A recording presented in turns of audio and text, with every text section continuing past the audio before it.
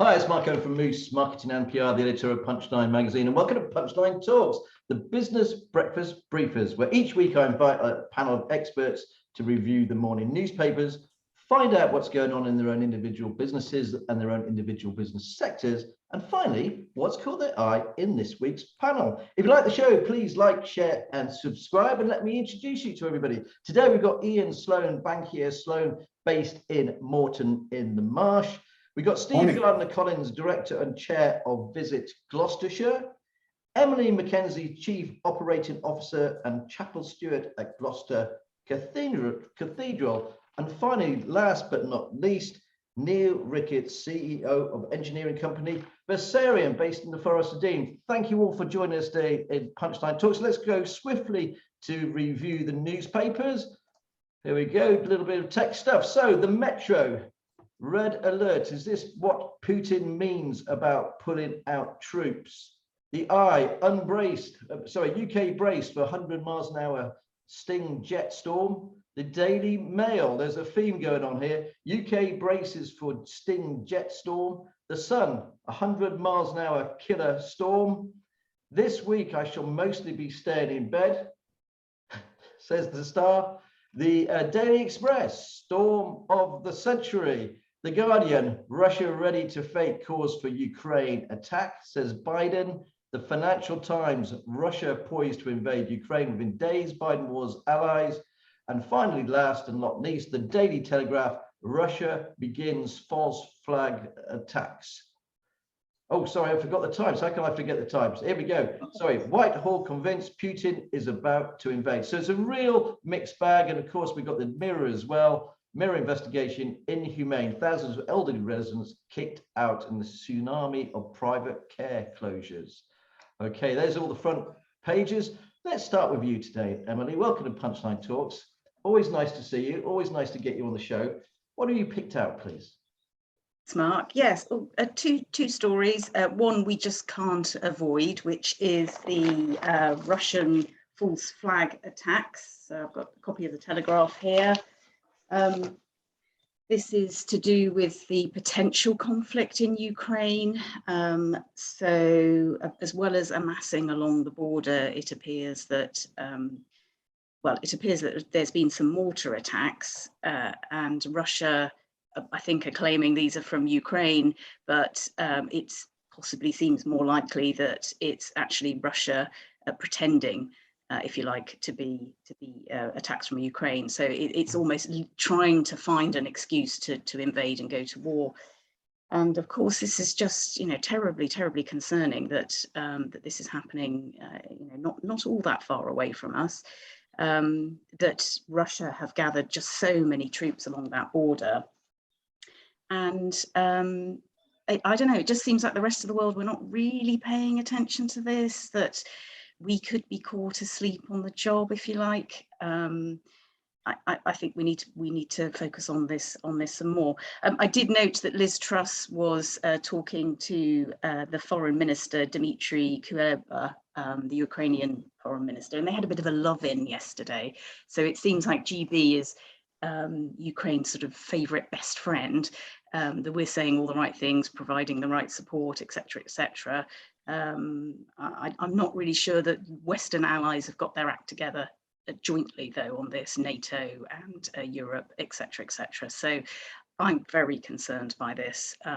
It's quite funny, isn't it? There we have in Parliament, they were talking about how many parties Boris had. And while it is a big issue, of course it is, this to me is the biggest issue. Forget the storm that's just blowing through. If there was a war in Ukraine, you can't imagine if you were a Ukrainian living there, and you've got 160,000 troops. I mean, it's just going to affect the whole world economy. Everything would just grind to a halt. Absolutely shocking. Have you got anything else, Emily? Have you picked out one other story that's just caught your eye? Yes, one other story. So I got the Sun today, and this story here, which I thought might not get picked up that much. So this is to do with a new law where suspects can have a right to privacy before they're charged. Which is a real, I think, restriction on the freedom of the press. So, and this is something I feel quite strongly about. I think generally freedoms are being denuded at the moment, and I think freedom of the press is a really, really important one. So this is where terrorists or serious criminals or paedophiles or whatever who are suspected of crimes, potentially their name can be withheld until they get to the point of being charged, which means that then the press can't investigate these people, can't share the news, and also sometimes other information won't come to light because it's being held under a sort of cloak of secrecy.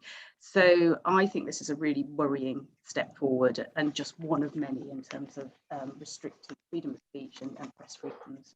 Is there not a counter argument, Emily, that actually if you are innocent until proven guilty, you actually suffer trial by media, and in a lot of instances these cases don't actually ever make it to court, but people's lives are ruined before they make that. So my view, having been through a legal case recently, is that there is a difficult balance. The media is very, very powerful in this day and age.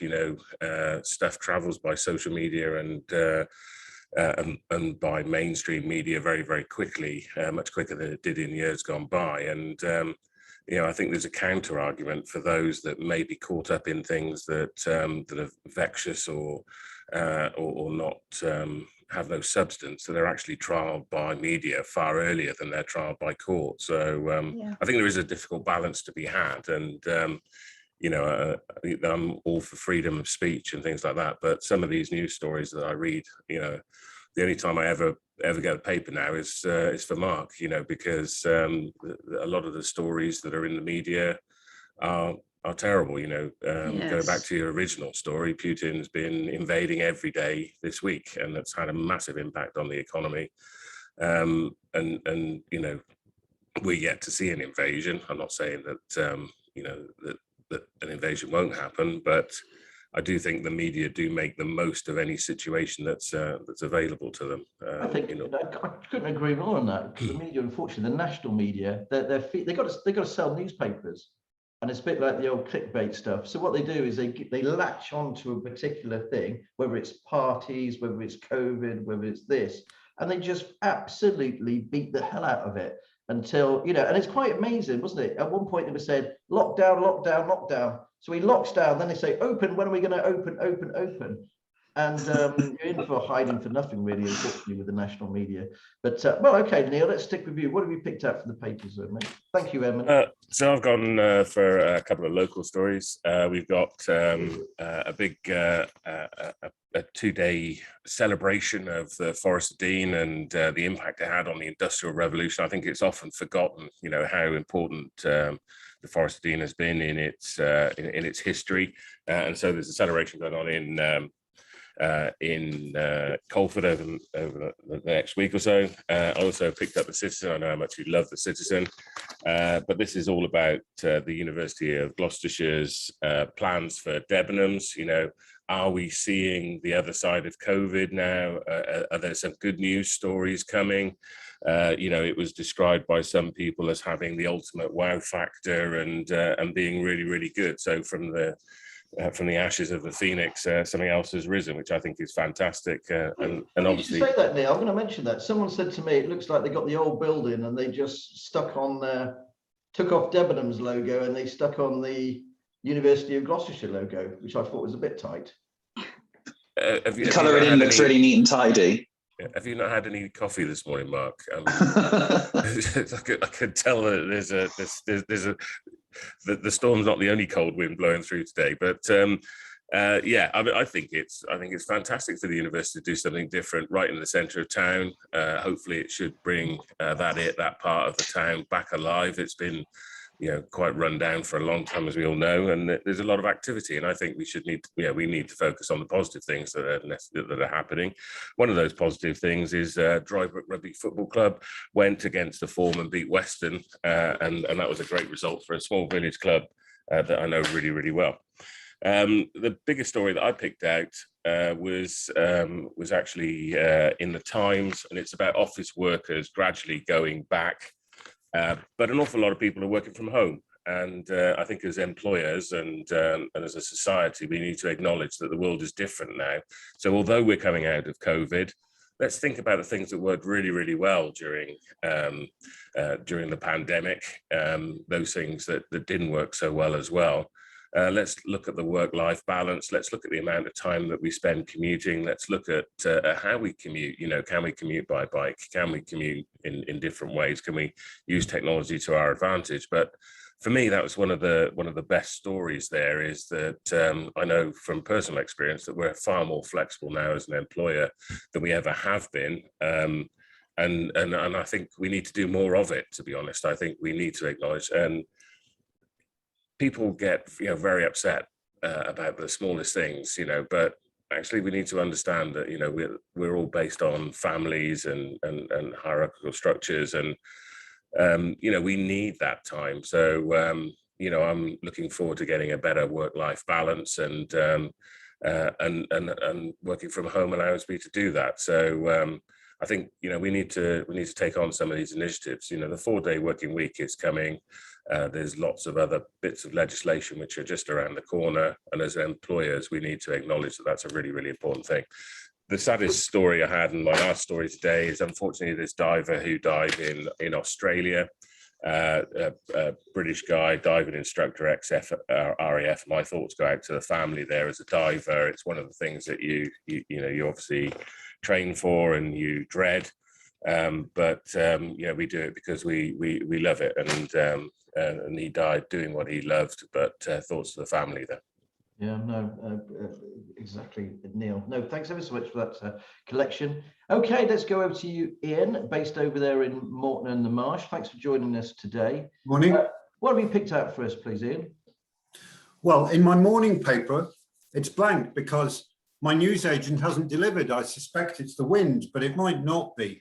But I was interested to listen to the lead story that came in about Ukraine, because I suspect that it's really Putin. This story is going to run and run for, I think, 3 months yet, because the West has got it as the headline every week and every day. And if Putin's looking for some publicity, then he's got them on a hook at the moment. It's newspapers across Western Europe are paying attention every day. Whether it, obviously, everyone hopes there is no invasion, but I suspect what will happen is he'll move at some moment in the first 20 miles of Ukraine, which is Russian supporting, and then he'll come to a stop. I think that's probably what's going to happen. When that happens, I don't know, but the longer he can drag it out, the better. I think the issue is going to be how long can he keep 100,000 troops happy on the border? Well, what about COVID? I don't understand. Surely, COVID is rife in Russia, isn't it? You'd think. Anyway, you're right. Let's move away from that one. We were talking about grants still available, Ian, before you came on the show. Yes. Well, the interesting thing is that while there have been a lot of grants given out by central government, but administered by your local council. So when you see a note that says your local council have given a grant, well, all the money's coming from central government. And there have been a variety of grants, and most of them are now closed, the schemes. But there is one that only started on I think the 20th of January. And most councils have still got the grant, this policy open, which is for a lot of businesses who are freelance. For people who don't have a rateable value. I'm a chartered surveyor, and so when I worked hard last year and the year before promoting these to many of the tenants and businesses, it was because they were business related and they were rateable value related. This one is for those people particularly who don't have a rateable value. And it seems strange but obvious. Things like market stalls, things like your local kebab van that turns up, things like the florist who's on the corner of the high street in Gloucester or Cheltenham. These people can go and apply for a grant, but the deadlines are they're coming on us very quickly, depending on your local council.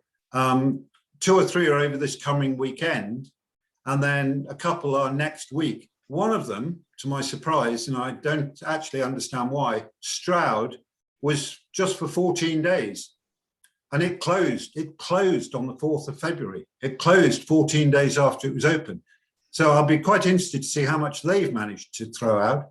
I mean, some of the money is quite big relative to the sort of businesses we're talking about. Most of these councils have got £300,000 to £400,000 to give out, and it's ring fenced. I think at the minimum, some of these businesses are going to pick up £500. They may pick up £5,000. Some councils are simply going, if we have 1,000 applications and we've got 300,000, we're going to give £300 to each one.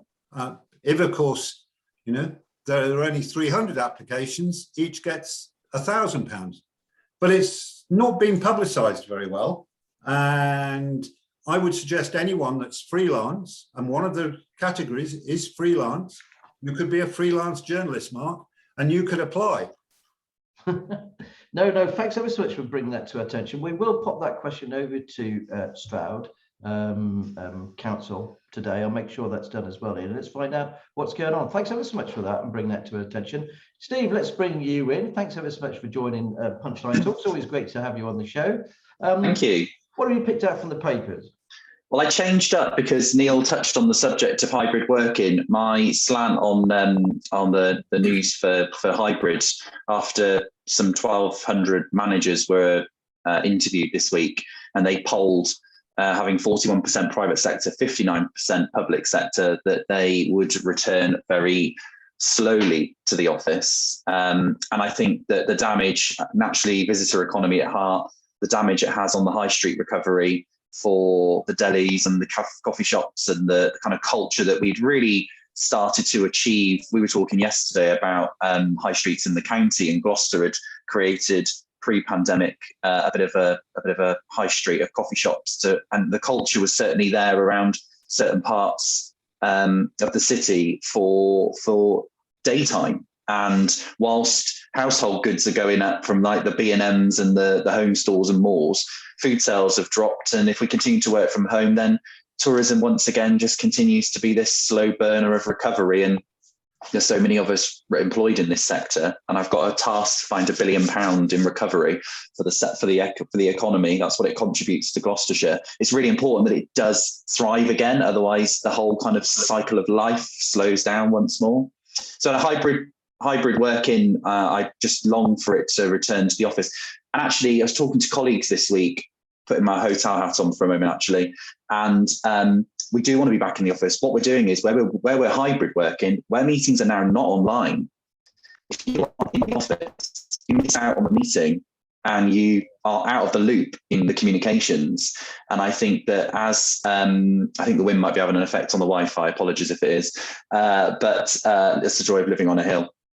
But yeah, I've had some of my team saying, well, I wasn't at the meeting, but you weren't in that day, and it isn't online. So hybrid working is great if everything's got a balance of online, offline. If it's not, you're completely in the dark, sat in your lounge or in your office at home, and you don't know what's going on in the workplace. So two perspectives on hybrid working.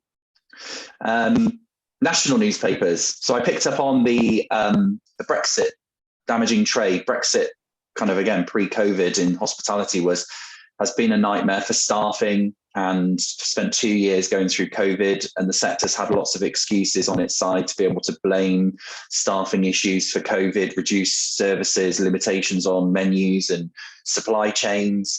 But the reality is that a lot of our colleagues went home and they're not going to come back. And I go back to my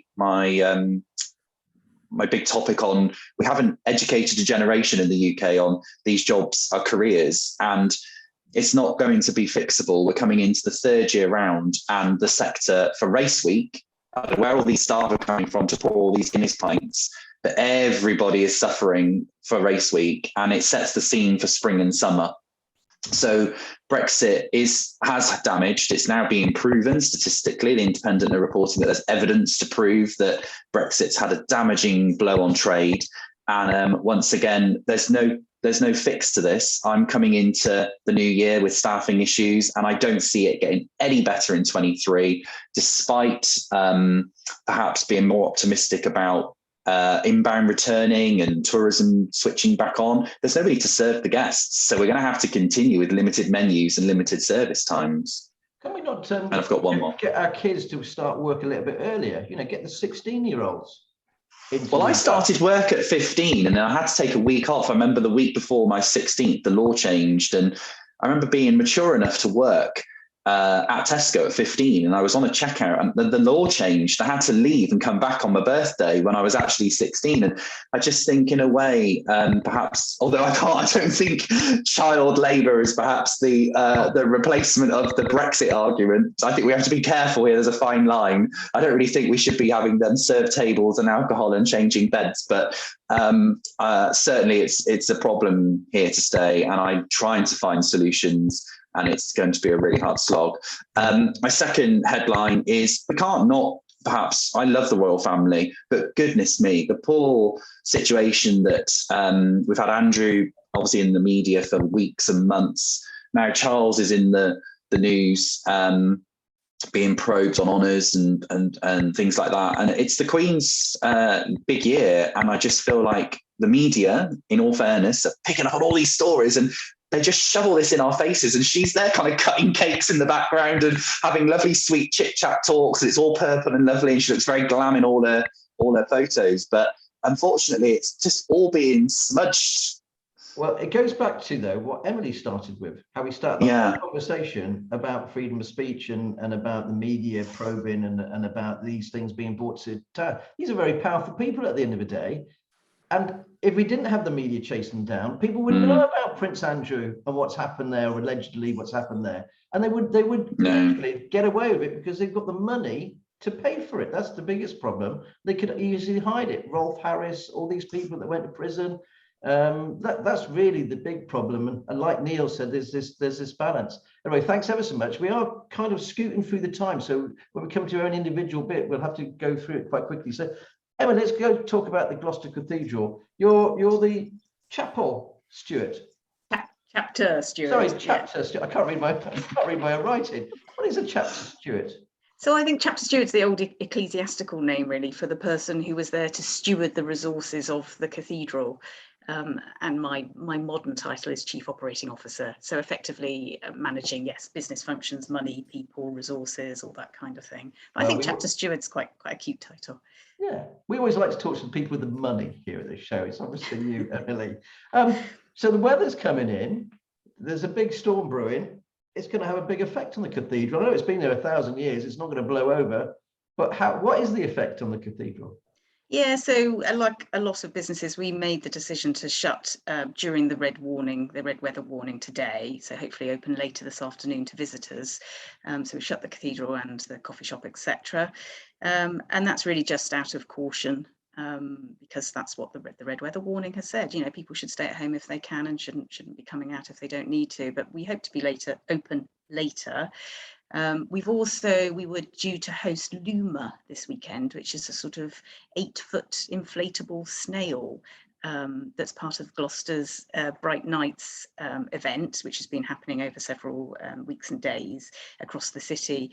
But that is also postponed this weekend. So that's a shame, but we'll be back open later, and we are open 365 days a year, and we have been probably more or less since 1089, bar that little time when we had to shut in the first lockdown.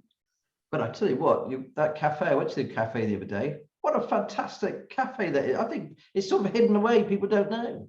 It's a great cafe. It's called the Monk's Kitchen. Andrew, who's the boss there, has a background in hotels and is a very talented individual. Yeah, it's great. It's a really nice place. Get a great coffee, homemade food. Making me feel hungry. Well, I took a friend of mine for lunch the other day, and I could strongly recommend it. It was brilliant. Thanks ever so much, Emily. Always lovely to catch up with you. We'll pick out your story in a second when we come back round to you again, what you picked out for Punchline. Let's go over to you, Neill. Last time we met, we were at your place in Versarien, the Forest of Dean there. They had graphene put into concrete with robots. Can you just explain a bit to the people, please, what Yeah, sure. So I was actually in the factory yesterday printing stuff. It's been a very busy week. That's why I look so tired. I was actually took a bit of a vacation last week, and the lads managed to produce an awful lot of stuff. What we're looking at is, unfortunately, the end of your conventional brickie. We're using a robot to print walls and sections of buildings and complete buildings, hopefully in the future.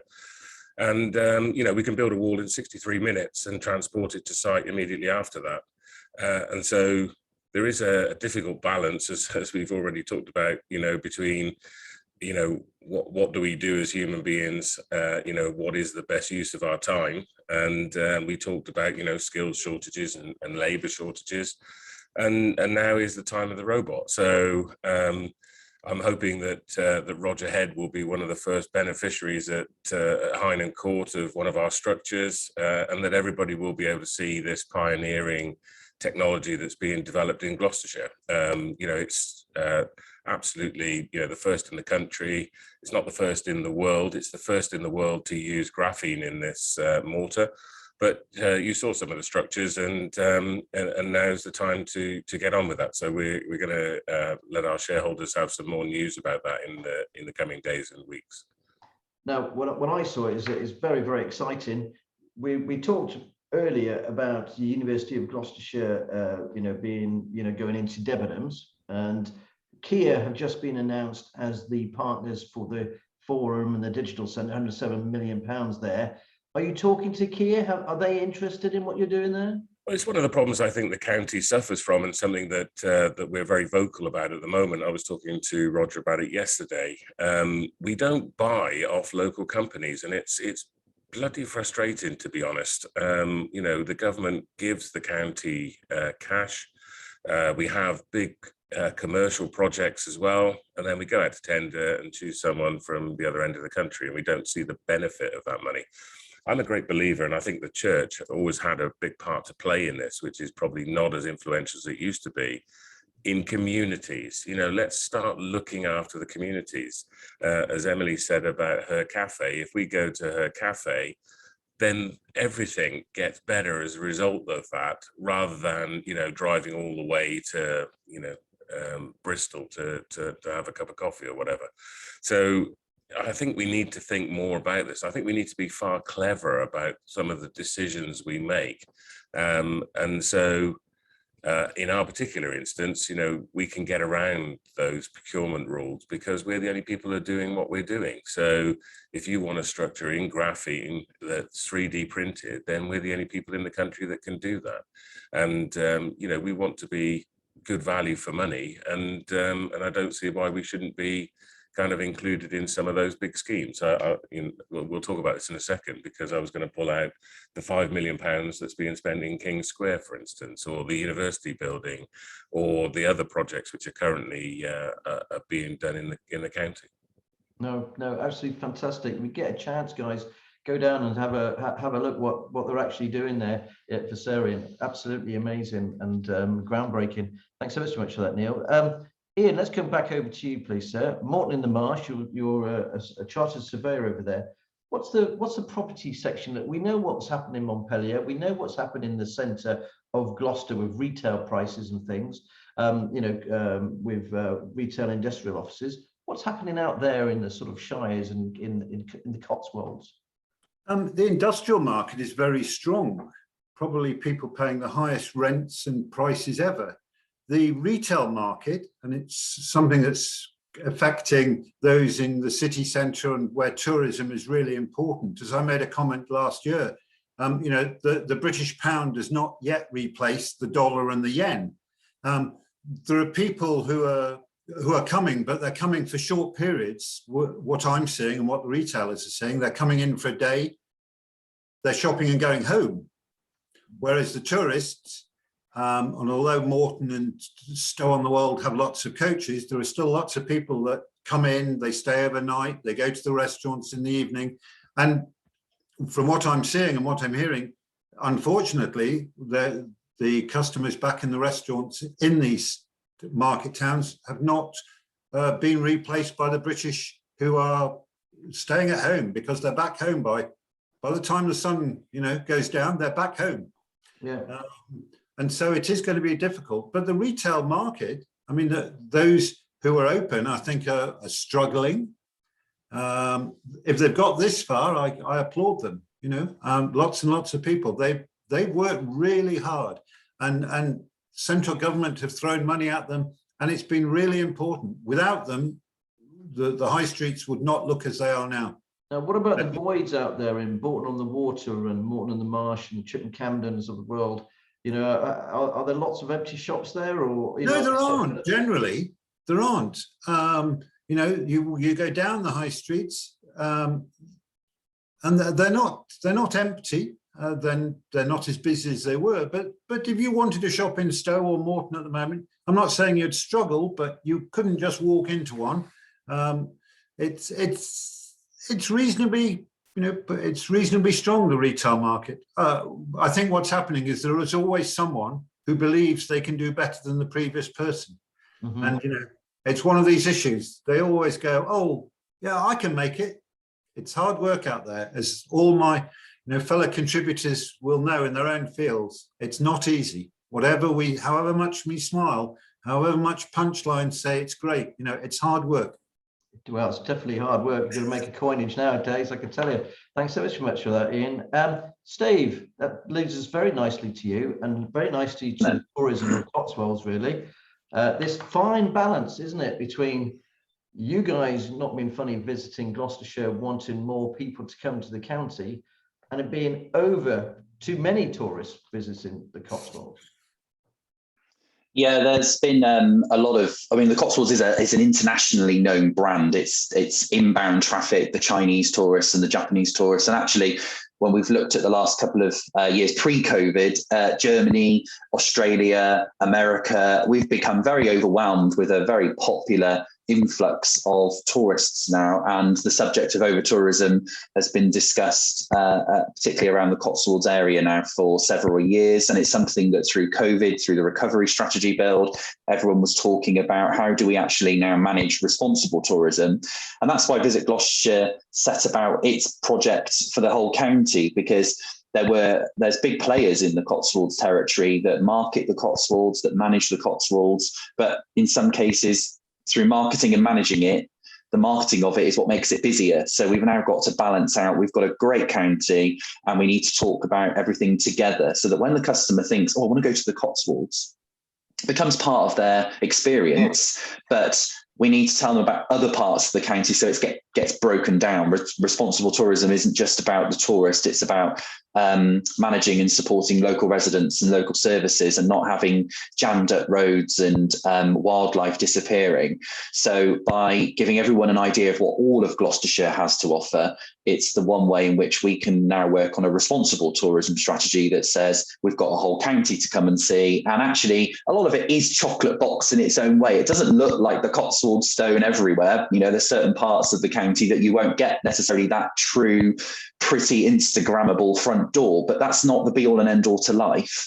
About immersive experiences, outdoors, wellness, food and drink, all across the county. There's plenty on offer. So yeah, we have had a historical Cotswolds over tourism issue in places like Morton, Bourton, Stowe, and we can all but just try and work together to spread the load out and treat that as our way forward in recovery.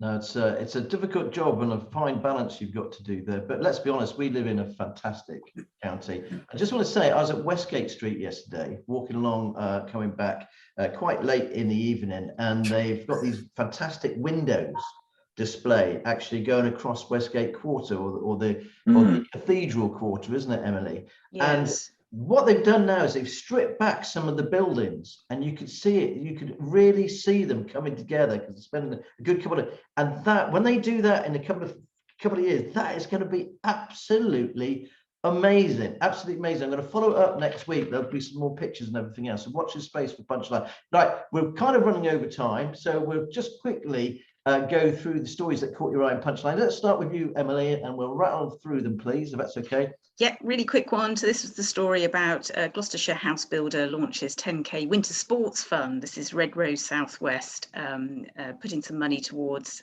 youngsters learning to ski and snowboard at at Gloucester Ski Centre. Brilliant timing, because obviously the Winter Olympics happening at the moment. I think we might even get a medal today. I mean, how exciting is that? But I just think the more kids that can ski and get that experience, the better. So good on Redrow. Okay, can you ski, Emily? I can, yep. I just had to ask. Neill, you still there, mate? You got to turn. Still here. So you were staring out of space there, mate. I thought we'd lost. No, I was looking at my punchline on the other screen. That's all. So I just wanted to make sure I was ready for you. I did choose the £5 million King Square transformation and their plan for events and festivities. I think we've got to get behind this as a county. I think sometimes there's a temptation to complain about how little's going on, but then not go to any of these events. But the one thing that caught my eye was actually Dr. Foster's opening again in Gloucester. I got some very, very good memories of being down on the quays. For those of us that are old enough to remember what the quays used to look like, I do love going down there, seeing the boats and the water, and you can't beat it on a nice summer's day, and that's what I'm looking forward to. So I think it's one of the best places to go, and we should get behind it. So. Couldn't agree more. We all say there's no culture and stuff, and then they put this stuff on and they don't go. We've got to back this stuff. You're dead right, Neill. Ian, what's caught your eye in this week's Punch? I know you're a big reader. I am, yes. And I was interested in all week thinking, what am I going to talk about? And then yesterday you put a nice story up about a gentleman, and I'm not going to give him even more publicity. Give it to him. I've forgotten the gentleman's name, who was done by the local council for advertising on vehicles. Yeah. On his vehicle, and he went to court and he got fined £500. He probably thinks that's very good value, actually, because he's got the good publicity. But it's quite interesting, because you go back 10 years and up and down the M4 and the M5, we used to see vehicles parking on the side on farms. And I got involved in a case, which is why it was of interest to me, because the law is fairly clear with these vehicles. You can have a normal taxi and a normal bus that advertises, but the law is that it has to be usually mobile, right? And so if the vehicle is not usually mobile, the councils can prosecute, which is what happened in the case that you promoted yesterday. And it's what happened to farmers up and down the motorway system who are getting good money. And I was involved, and I'm going to show you a little picture, which is a taxi. Yep. And that was not usually mobile. It was on the side, it was outside a cafe promoting it, and we had to go and get planning permission for advertising on a vehicle, which was very unusual. And we got the permission, but it was promoting a cafe. And that's the difference. The vehicle wasn't usually mobile, and that's what the councils are going to look at. You can understand it though, Ian, because not being funny, if all the cafes had taxis or cars parked outside like that, it would look an absolute mess. It's why our high streets are a mess. Yeah, I understand, but no one had any control of the signage. You could put any old crap up, and they did, and that's why they all look terrible. No, it's a great story. No, thanks. I don't complain because it gives me a bit of work. back to coinage again. Steve, yes. What your eye in Punchline as we wrap this up. I've stayed clear of visitor economy and tourism for this one. And actually with 11 businesses within the hospitality sector to worry about, there is obviously this fuel energy prices. You touched on it on the, you wrote about it on the 16th of February. And I think that again, on top of all the other stories we've talked about, this looming issue of on the horizon of how businesses have struggled, continue to struggle, are worrying about everything from food to staff, and now we're throwing energy on top of it as well. Everything is just, what a cluster, isn't it, really? I mean, goodness me, what a toxic trio. You could carry on into 4s, 5s, 6s, 7s. Yeah, I touched on the Punchline fuel rates, and I think that's another subject perhaps to discuss through March and into April. It'll become the biggest problem when it all does go up. But it's really unfortunate, isn't it, at the moment, whether you're a kid and you're struggling to go to school again today because of the weather, whether you're a business owner who's struggled for 2 years, you're going to continue to have issues for a 3rd year running. And it's like, when is going to be the glory day again? When are we just going to be able to enjoy daily life in work, I hate to say it, Steve, it's not going to be good news coming down the tracks. You know, inflation is going to go up. I was talking to business people. They're saying inflation is 27%. They're not saying it's 5 or 6%. You know, prices are absolutely rocketing. I'm going to quickly go to the stories I picked out. Nearly 9 million UK bedrooms transferred into offices. That caught my eye. It also went into the story about the rise of those. They're not clogs. What are they called? The Crocs. Crocs. You look like a man who wears a pair of Crocs. Neil, Oh no, God, the Crocs. you've probably got a pair of pink Crocs on now, Neil, I should imagine. The university releases the first CGIs of the new campus in Gloucester, very exciting. And the one that really caught my eye as well was the Royal Oak in Bishop's Cleeve reopens after a 6-figure sum refurbishment. We go there, we go to the Bishop's Cleeve, we deliver magazines down there. It's one of my favourite pubs in the county, always a friendly people, great food as well. Nice to see it reopened. Thank you ever so much for joining Punchline Talk. If you like the show, please like, share, and subscribe. And thank you to my fantastic panel. Hopefully, we'll see you again next week. Bye. Thanks very much. Bye.